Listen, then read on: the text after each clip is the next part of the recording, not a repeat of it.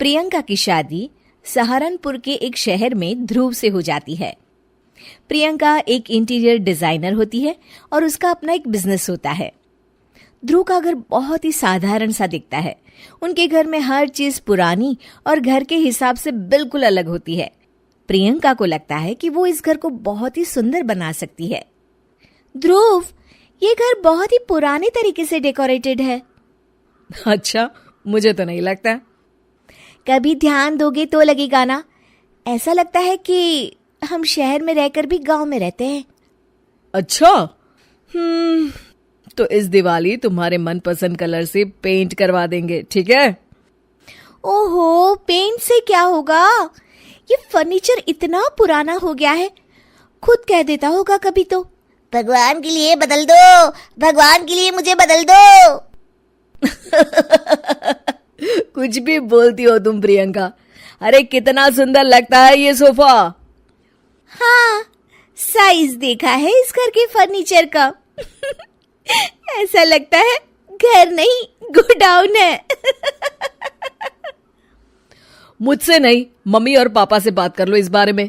ये सब उन्हीं की पसंद का आया है। हाँ, तभी तो इतना ओल्ड फैशन है। कुछ कहा क्या? अरे कुछ नहीं। आप जाइए, ऑफिस जाइए। ध्रुव ऑफिस चला जाता है और प्रियंका अपनी सास से बात करने की सोचती है। मम्मी जी, मैं क्या सोच रही थी कि अगर हम इस संदूक को यहाँ से हटा दें तो काफी जगह बच जाएगी ना। हाँ, इसे हटा देंगे और सामान कहाँ रखेंगे? अपने सर पर? अरे मम्मी जी, आप ऐसी बातें क्यों कर रही हैं? देखिए ना, उसमें से एक भी चीज तो काम की है नहीं, तो क्यों ना हम उसे बेच दें। नहीं बहू, उसमें हमारे पुराने घर का बहुत ही अच्छा सामान है। पापा जी, ये घर भी तो पुराना ही लगता है। एक दिन प्रियंका की सहेली प्रिया उसके घर आती है। प्रिया घर को देखकर हंस पड़ती है। इतनी अच्छी इंटीरियर डिजाइनर का ससुराल तो किसी पुराने म्यूजियम जैसा लगता है। क्या बताऊं, यहाँ तो किसी को फर्क ही नहीं पड़ता।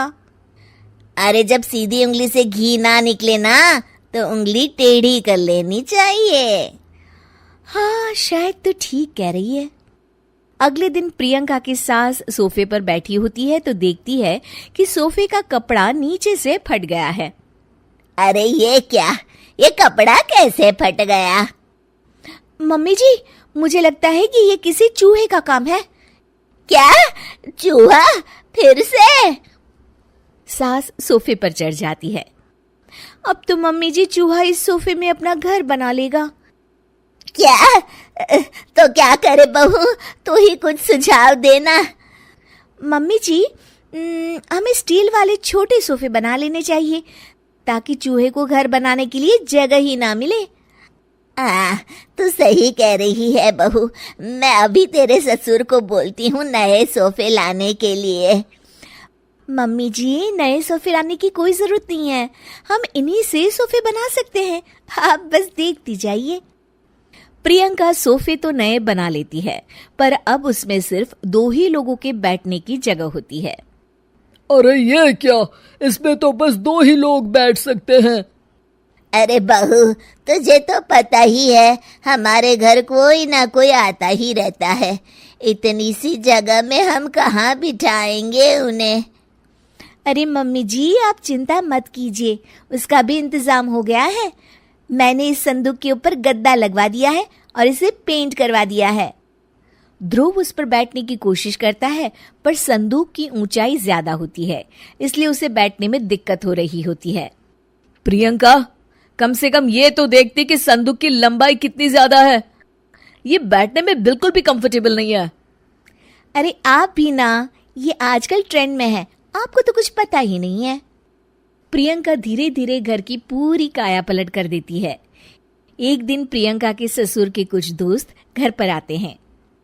नमस्ते बेटा, कैसी हो तुम?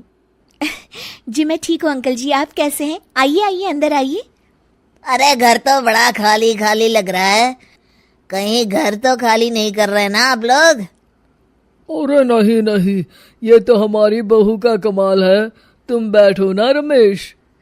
रमेश को संदूक दिखता है और वो उस पर बैठने की कोशिश करता है और पीछे तक ना होने के कारण जैसे ही वो पीछे होता है गिर जाता है।